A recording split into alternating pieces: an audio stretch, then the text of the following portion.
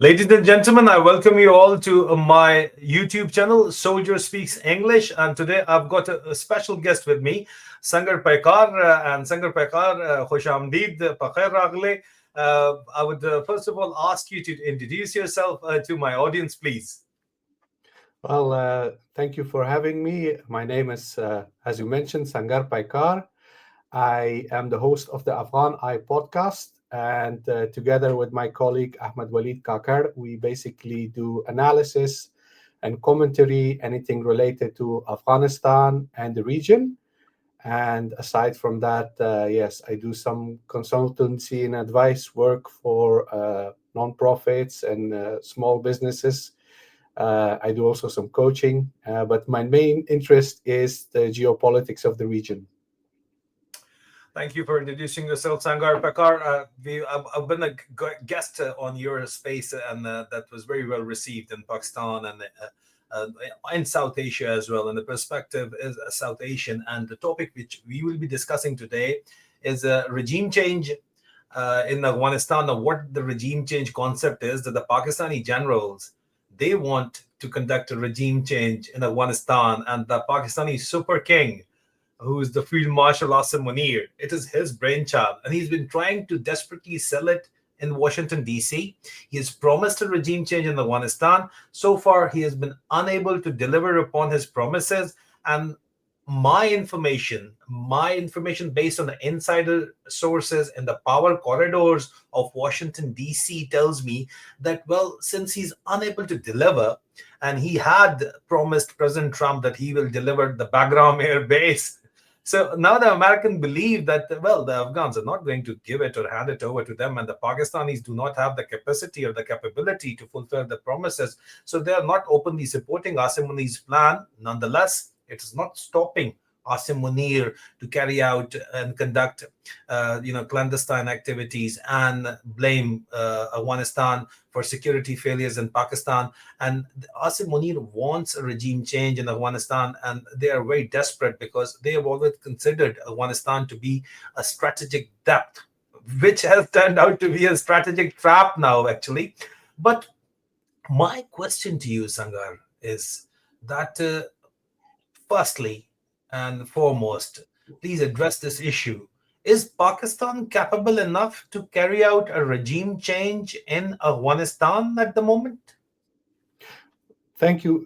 I think that's a very interesting question because as we've observed in the 2 decades of military occupation by United States and their allies, is that due to the fact that Afghanistan has so many different ethnic groups, and historically Afghanistan has never had a centralized government, the society is very strong, but the state has always been very weak. And the fact that the society is strong is evident from the way insurgent groups have always managed to use the masses in rural countryside in Afghanistan to conduct an insurgency very successfully, first during the Soviet occupation and later during the US occupation. So what we need to identify is which entity, which faction in Afghanistan has the capability to dominate the whole country and secure it. If there is no advanced and developed state that can run a country like Afghanistan, then which factions are actually capable of doing that? The reality is that the Taliban have proven to be the only faction who can govern the whole country. And this is not because they are very popular or that the people in Afghanistan all think that the Taliban are great and fantastic. That's certainly not the case. It's the cohesion within the movement of the Taliban and their appeal to certain values that are, to a certain extent, acceptable to vast majority of the people in Afghanistan. So, for example, if we compare the Taliban to the previous government in Afghanistan during the Soviet occupation, during the US occupation, they heavily relied on people who were. Um, there is some echo. Okay. No, that's fine. Please, No, you no, can okay, carry on. sorry. So they heavily relied on people who were involved in all kinds of crime, persecution of people, harassment of civilians. And those people did not receive the kind of support or approval of the masses like the Taliban do right now. Because may I remind you, everyone is armed in Afghanistan. In every household, people have guns. Like But still, America, like America, like America. yes, Yeah. yes. And still, you see that there is no fighting at the moment and there is no war in Afghanistan. That doesn't mean that everyone approves the Taliban, but they think that there is no better alternative. Now, if the Taliban manage to govern the country as they have done in the last 4 years, and they have managed to provide security, some basic level of governance, development projects like roads, dams, etc., it means that out of all factions, they are the most capable, considering all the challenges in Afghanistan. Now, if Asim Munir wants to overthrow this government and replace it with another group, the question is who? Who does he have in mind? Does Asim Munir believe that he can militarily occupy Afghanistan? We've seen in the last 45 years that there were two foreign occupations by superpowers and they were not successful. Why would a occupation by Pakistan be successful? That doesn't make any sense. Does Asim Munir believe that Americans are going to send troops and others to help him occupy Afghanistan? We've seen that the West is sick and tired of military occupation, so they're not going to do that. Yeah. It leaves us with one option. He must have a specific faction in mind that is capable enough to dominate the country and rule it. And to be honest, we don't know anyone who has that kind of capability in Afghanistan. No group has that kind of manpower, support base, infrastructure that can do that. So this is why I think a regime change is out of the question. It's impractical and impossible. So I would say the idea of a regime change is maybe something that sounds interesting in theory, but in practice, it's not possible. And we've seen that Afghanistan is a very difficult country to govern. It has many challenges. And for an outsider, it's even more difficult to govern. So that's why I think that he may want to offer this as a solution to the Americans, but even the Americans are not buying it. Sangar, traditionally, the Haqqanis have been seen as a proxy for Pakistan or as an ally of Pakistan, but we have not seen the Haqqanis very forthcoming this time around. What has changed? I would say that the Haqqanis, I'm not very, how do you say, I'm not in favor of categorizing groups within the Taliban as they are categorized often by outsiders, is because reality is that inside the Taliban movement, there are a lot of overlapping interests and allegiances between different leaders due to their historic background, etc. So we cannot categorize Haqqanis as a separate group.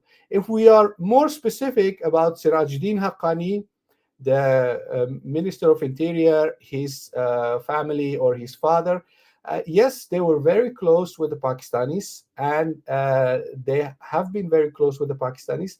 But what we need to identify is that all human organizations in general, all human organizations, the more they grow and the more they evolve, they become independent and they focus on their own agenda and interest. And they cannot always be used by outsiders as a proxy, especially when they gain more power and influence. With regards to the Haqqanis, is that Jalaluddin Haqqani, the father of Sirajuddin Haqqani, he has always been a strong figure, a community figure in eastern Afghanistan. And his cooperation with Pakistan was based due to convergence of interests of the Pakistani authorities and his struggle to, overthrow the communist government in Afghanistan. But it doesn't mean that he was entirely subservient to the Pakistanis.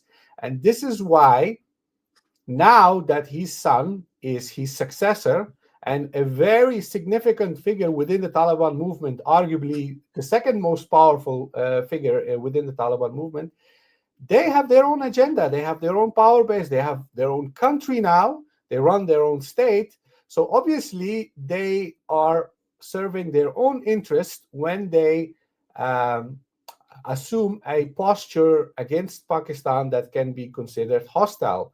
But in my opinion, even right now, not just the Haqqanis, but the leader in Kandahar and the other senior figures, they have always maintained that the solution with Pakistan is dialogue, because they are realistic in the sense that they know that a war is something that Afghanistan simply cannot afford.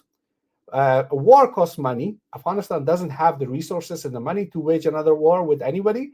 And similarly, Pakistan also doesn't have the money to wage a war. They want America to finance this war. So if we look back at this whole situation, neither Afghanistan, whether it's the Haqqanis or the Kandaharis or whatever group you identify, neither the people in Pakistan benefit from a war. So the fact that they have not been forthcoming or agreeing with the demands or supporting the demands of the Pakistani military is because it is not in the interest of people of Afghanistan and Pakistan. And that's why they are not cooperating in a sense with the demands of the military establishment in Pakistan. Sangar, what are the options for Afghanistan if Pakistan does, carry on the same line, and because Pakistan is being ruled by a military establishment which is under the complete control of one man who's called to be psychotic by Zalmai Khalilzad and so many other people. So this mad king, if he continues on the same path, what options does Afghanistan has to respond in Pakistan? Let's just assume that Asim Munir does not get what he wants from the Americans because they will not finance his adventure in Afghanistan. And he carries on this antagonism, and it eventually spills over into a full-fledged war. The Pakistani military is very capable and powerful. It's capable of conducting many airstrikes and bombing Afghanistan, the cities, the major military bases, and everything. And that will eventually probably lead to many casualties in Afghanistan. However, the Taliban as a movement, you have a military background, you should know this better than I do. They have a very large base of fighters who have been experiencing fighting as guerrilla warfare in the terrain that is very similar to Pakistan. And they have always infiltrated back and forth across the Durand line on both directions. And most of these people, they are familiar with Pakistan. They lived in Pakistan. They speak Urdu. They know their way around in that country. So what I expect is that if in case of a war, if it happens, there will be a lot of fighting going on sporadically all over Afghanistan and Pakistan for a long time. And that will cost eventually a lot of people, that there a lot of human lives will be lost.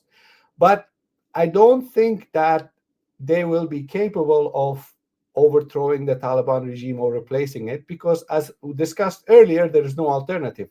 So this is going to be a very costly war for both countries. It will cost a lot of suffering and a lot of pain.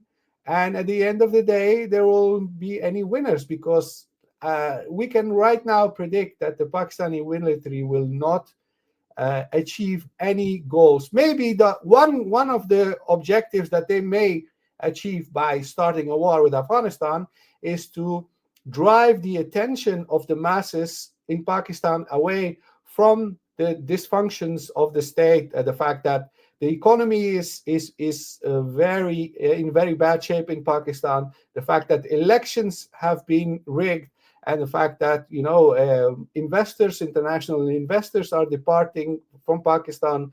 All these factors, they are causing problems internally in Pakistan, and maybe the military can be, how would you say that?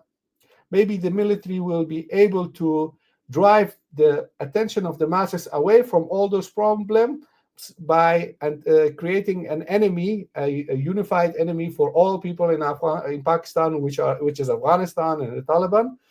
But that's not a lasting solution. This is going to be only a solution for a while, and after a while, the masses, even in Pakistan, they will realize that this is an endless adventure that will only cost Pakistan more resources, money, and human lives. Sangar, coming to the great power rivalry in our region, China and the US are practically at war. The US stayed for almost 2 decades in Afghanistan. They could not succeed. It was the entire US was leading the entire Western force. There was ISAF, International Security Assistance Force, which was a combination of NATO forces, right? So they were there. They could not succeed. Of course, was there any Chinese support to the Afghan resistance during the 20 years of war against the US-led Western camp in Afghanistan? If there was any support, I'm not aware of it. What I do know is that the Taliban did use certain military strategies that originate in the guerrilla war that was waged by Mao Zedong. So before Mao Zedong took over, he waged a long military campaign in the countryside in China against Chiang Kai-shek, and that lasted years. And that strategy is documented in books. So military analysts, when they observe how the Taliban operated in Afghanistan in the last 2 decades, they see similarities between how the Taliban were waging the war and how Mao Zedong did that before taking over China. So that's the only similarity I see, but I don't think that the Chinese played any role in that. They probably read a book, or the Taliban, they also read books other than religious books. So that's all I know. More than that, of any actual evidence of military or material support, I haven't seen any evidence of that. Of course, that is the beauty of any clandestine support that during the Afghan Jihad, once the ISI and the CIA were, supporting the Afghan Mujahideen, they bought Russian weapons made in Israel. AK-47s were made in Israel. And General Ziaulak famously said in Charlie Wilson's war that remove the Star of David from the boxes and I don't care where it's coming from. So obviously there was no linkage that US is providing this weapons and ammunition, because the AK-47s are Russian made. So definitely you will never find any linkage, and it'll come through third or fourth parties. So that will remain a speculative assertion. But there is no doubt that Afghanistan is the very backyard of China and Russia as well in that instant. And Russia and China are in a security cooperation, and they are fighting the US-led West. So with Bagram Airbase at the center of the controversy, which was built by the Russian and developed by the Americans, and President Trump very fondly talking about it once he was here in the UK, that, well, I'm going to go, and there's a lot going on behind the scenes. I'm sure that was his favorite field marshal, who's not favorite anymore. He was the one who was telling him that I'm going to get you. And now the Washington insider says that he cannot deliver upon his promises, so he's not taken very seriously anymore. And otherwise, he does not have the money, as you rightly pointed out, to fill the coffers in Washington, D.C. or buy weapons from them. It's a business at the end of the day for them. Indians have got got the money, so they've got their thing sorted out with the Washington D.C. But that's a separate topic. Coming back to Afghanistan, coming back to the geostrategic position of Afghanistan, which is critically important for Russia, for China, and for America.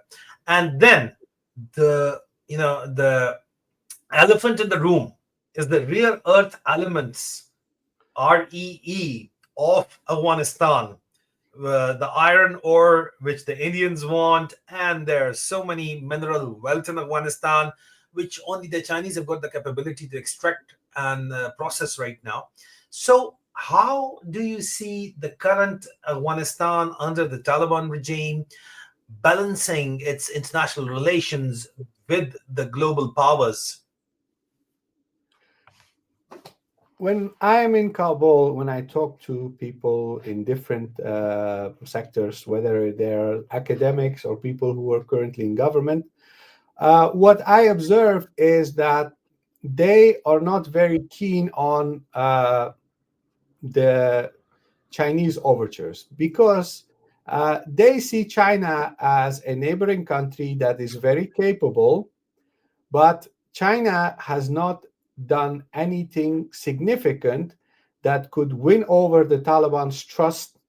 And this is why they are very reluctant in doing much with the Chinese. They expect international recognition, whether it's from China or Russia. They will expect investment from those countries. They expect China and Russia to invest in Afghan infrastructure.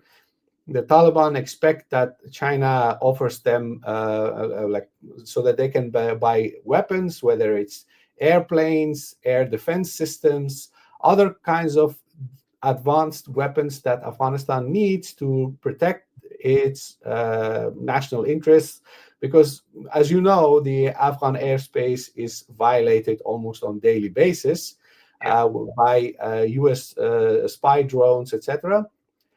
Those are matters of concern, and Afghanistan is in a very precarious situation where all these neighboring countries who have the capabilities, they do not sell any of those weapons to Afghanistan.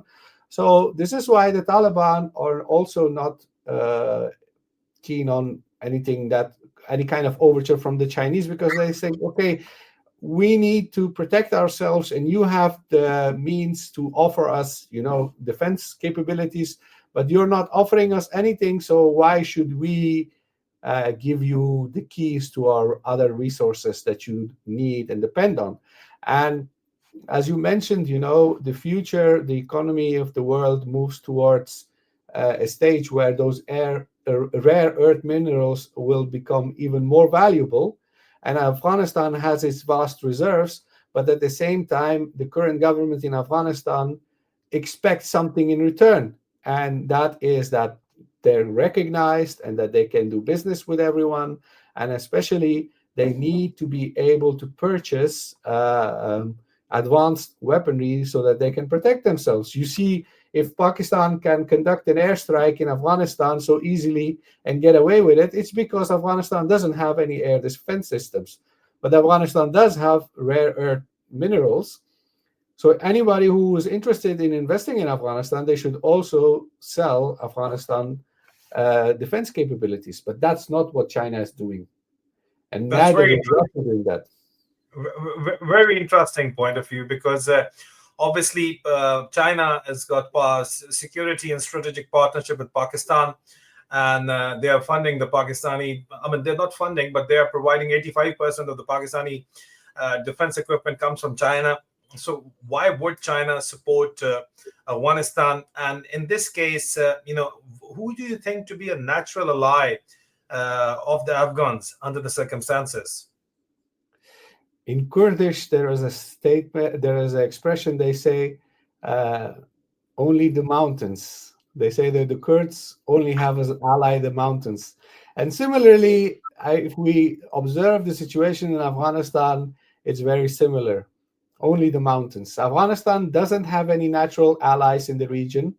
There are no countries that are willing to, really go all the way with Afghanistan. The one country that should do that, and the one country that actually must do that, is Pakistan. But sadly, the people in power in Pakistan, they have other ideas. But I would say, if we look at the map in the region, if we look historically, culturally, um, Afghanistan and Pakistan are bound to each other for eternity. And though these two nations should be each other's biggest allies, but sadly, the way the world works is they are not. And this is why we are now in this current conflict. And yeah. Yes, Sagar, but Imran Khan is the most popular leader of Pakistan, and almost 80 to 90% people of Pakistan have voted for Imran Khan, and he's been thrown in jail by the military of Pakistan.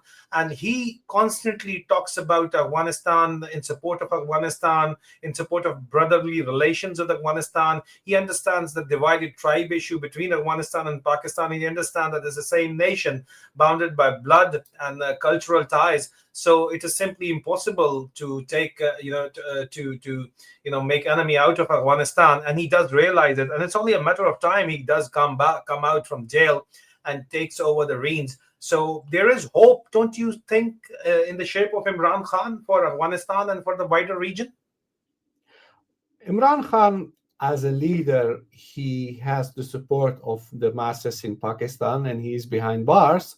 But what I'm more interested in is learning what percentage of the young Pakistanis really believe that his vision of a unified, community of Afghans and Pakistanis is our, in our own interest, in our common interest.